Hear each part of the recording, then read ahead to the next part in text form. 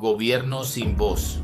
Algunos gobiernos se recuerdan por lo que hicieron, por todo lo que permitió.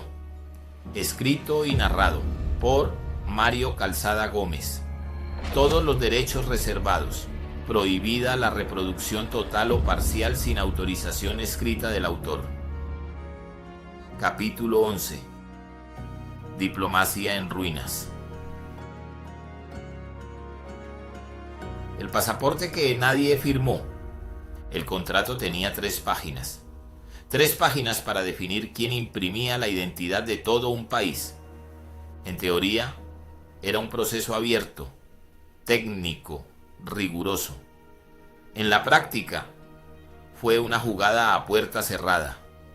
El Ministerio de Relaciones Exteriores adjudicó el contrato de elaboración de pasaportes a una empresa sin trayectoria probada, con sede fiscal en una oficina compartida y con vínculos indirectos con el pastor Ismael. La noticia estalló una mañana de jueves, no en medios oficiales, sino en un portal alternativo que tituló ¿Quién imprime la patria?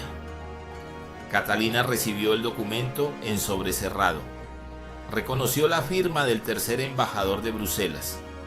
En él constaban correos entre asesores del canciller y un intermediario espiritual, un acta de modificación contractual sin fecha ni número de resolución, una frase manuscrita: esto no se firma, esto se consagra. Catalina leyó 3 veces, no entendió si era una burla o un dogma. En Palacio, Silvio se limitó a preguntar: ¿y eso importa?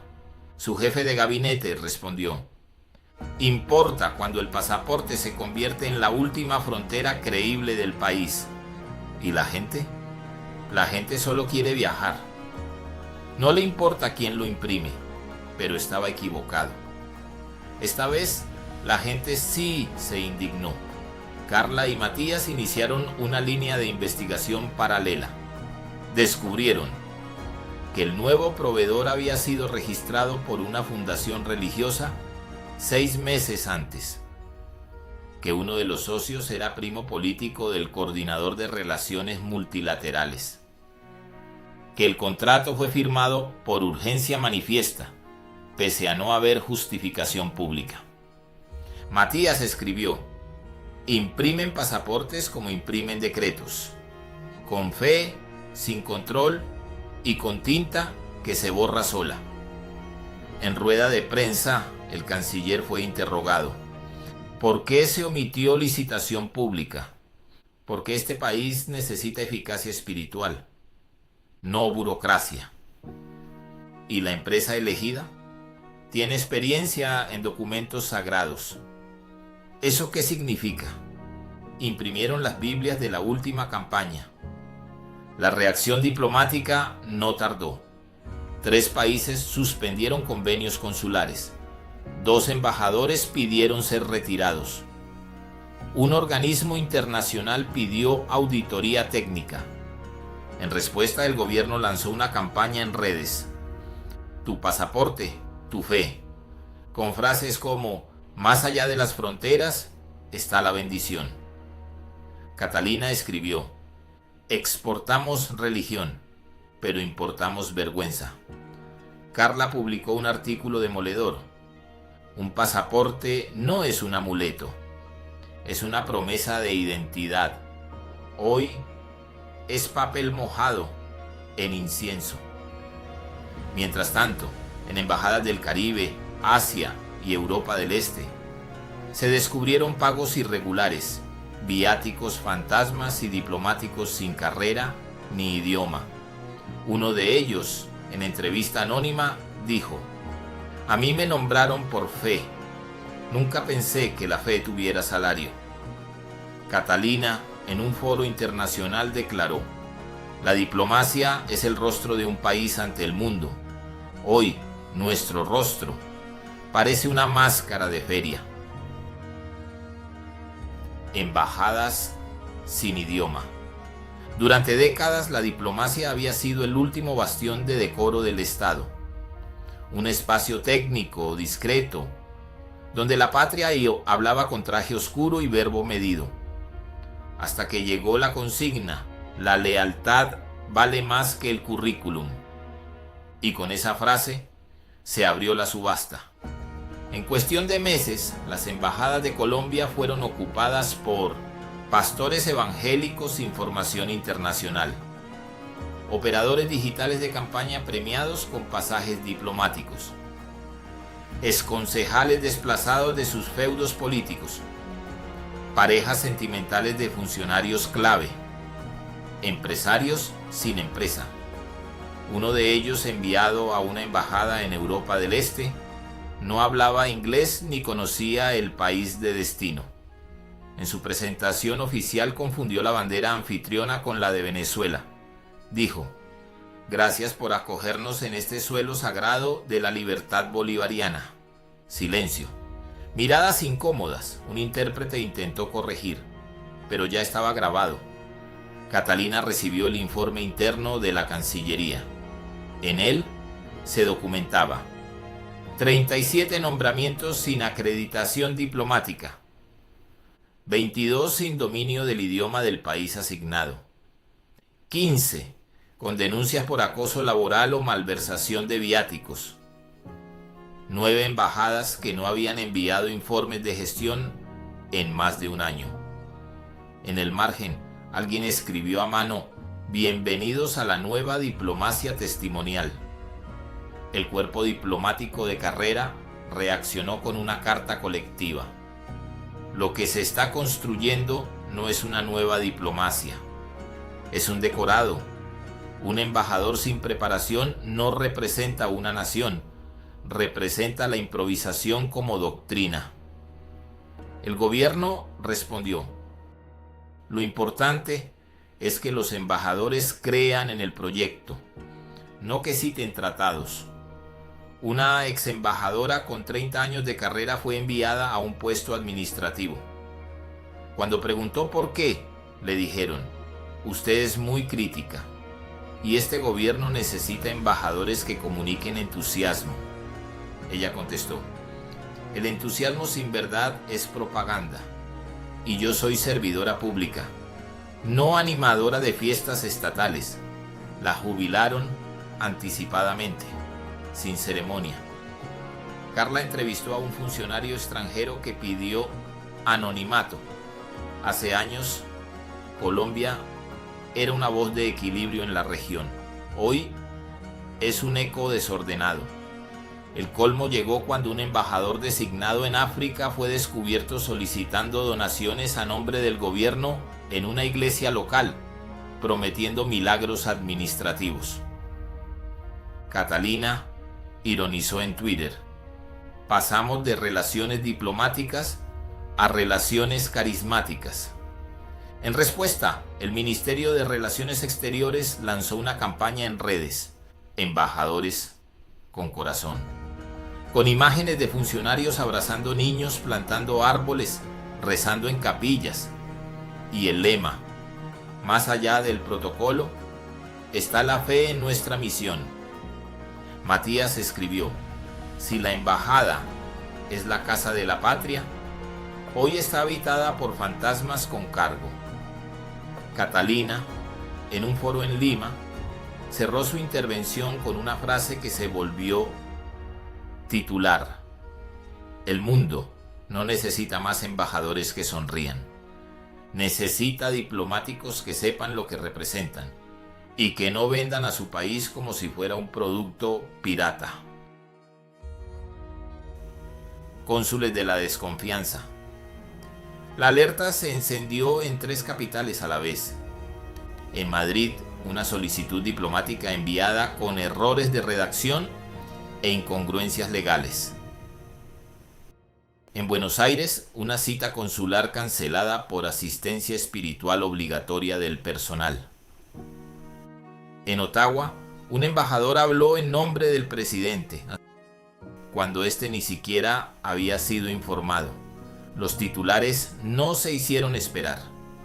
¿Está Colombia rompiendo el protocolo internacional?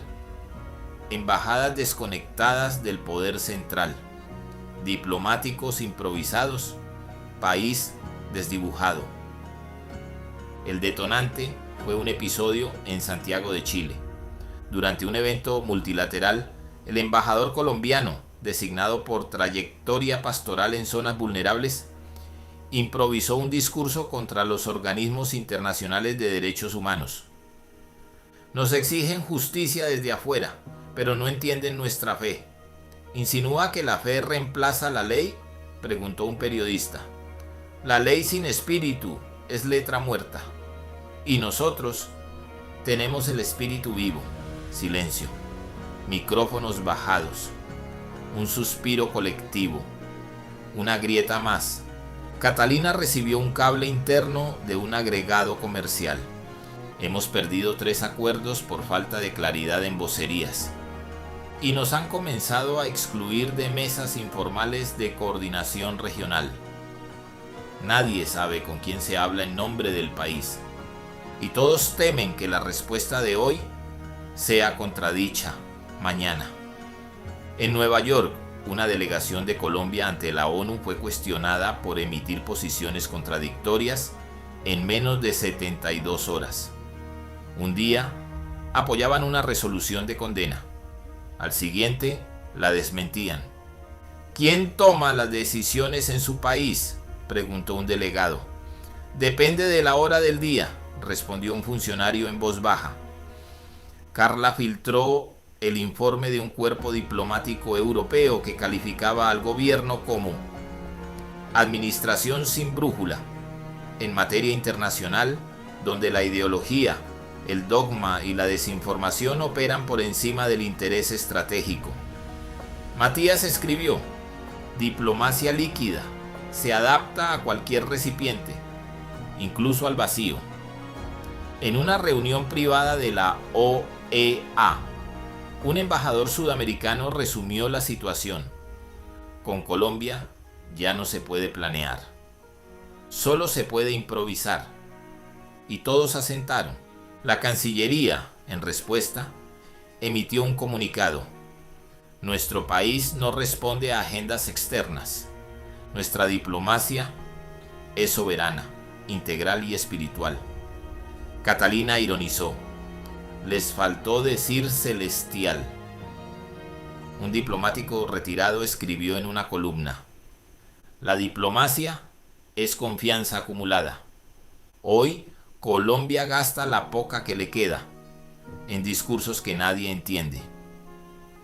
En Bogotá, el gobierno intentó redirigir el escándalo con una nueva iniciativa: misiones de fe y progreso.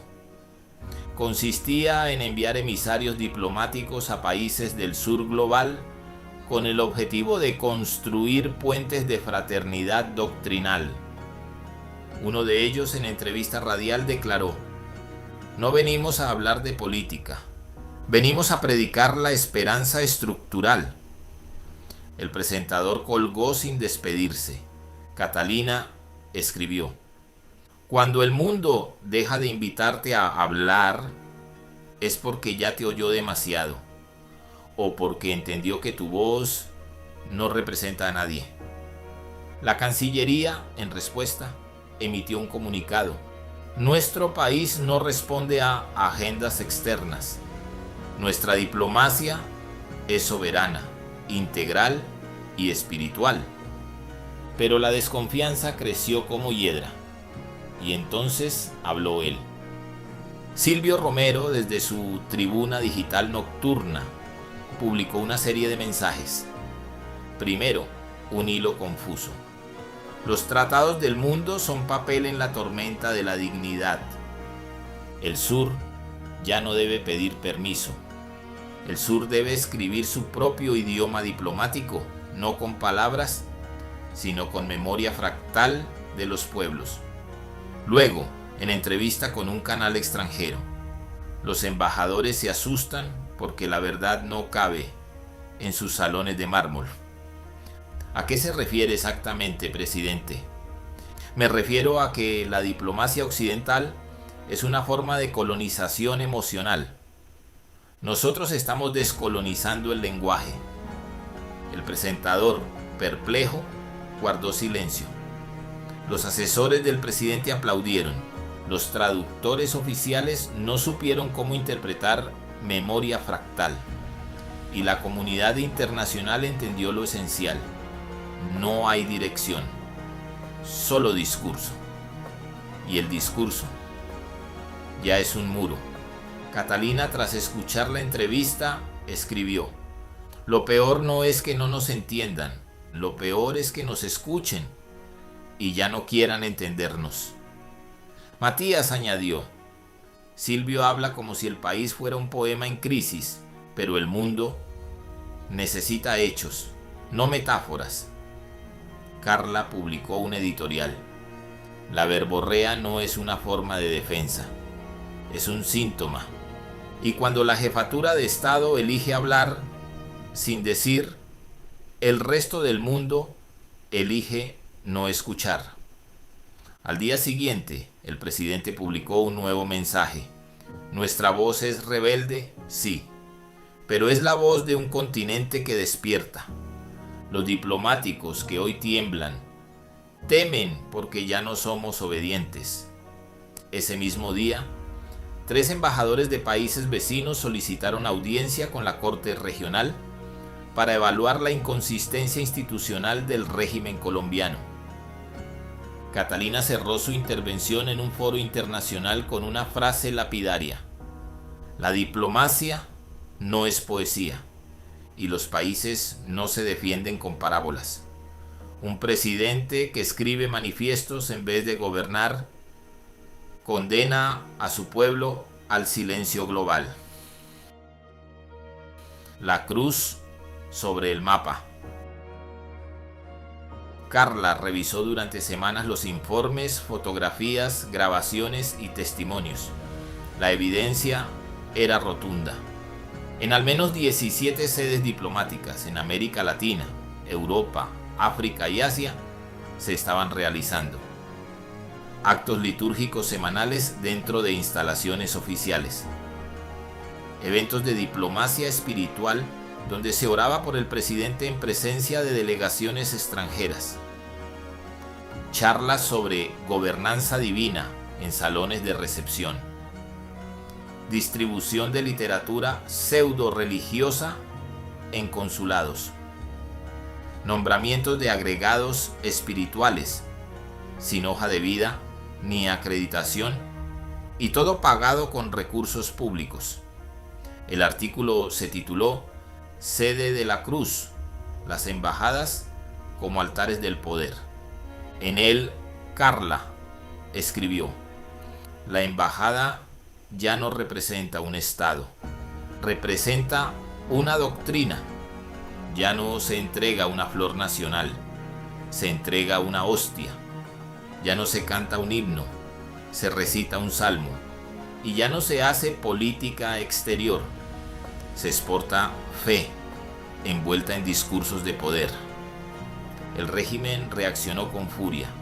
El canciller convocó rueda de prensa. Nos acusan de integrar la espiritualidad a la política exterior. ¿Y qué? ¿No es eso también un acto de soberanía? ¿Y las normas del laicismo diplomático?, preguntó una periodista. Las normas las dicta el pueblo y el pueblo cree, Catalina replicó. No están exportando fe, están importando manipulación. Y lo están llamando diplomacia, porque es la única palabra que aún no han desgastado por completo. Mientras tanto, los diplomáticos de carrera resistían. Algunos organizaban reuniones formales a escondidas, sin invitar al embajador titular. Otros enviaban informes alternos cifrados a organizaciones internacionales. Uno de ellos redactó una carta anónima. Afuera creen que aún representamos un país. Nosotros sabemos que solo representamos la negación de lo que fuimos. Un exministro de Relaciones Exteriores escribió: el mundo se está alejando, porque en cada acto, cada frase, cada ceremonia diplomática, ya no ven un gobierno, ven un templo. Y eso, en geopolítica, es el principio del aislamiento. En la embajada en Quito, un mural fue pintado sobre la fachada. No nos recen, represéntenos. Fue borrado a las pocas horas, pero alguien volvió a escribirlo, esta vez en los baños, y luego en los vidrios del ascensor, y finalmente en el piso del salón principal con tiza azul. Nadie supo quién lo hacía, pero todos sabían por qué. Catalina escribió: cuando una embajada se convierte en capilla, la patria se arrodilla sin saber por qué. Y los pueblos que se arrodillan terminan sin voz,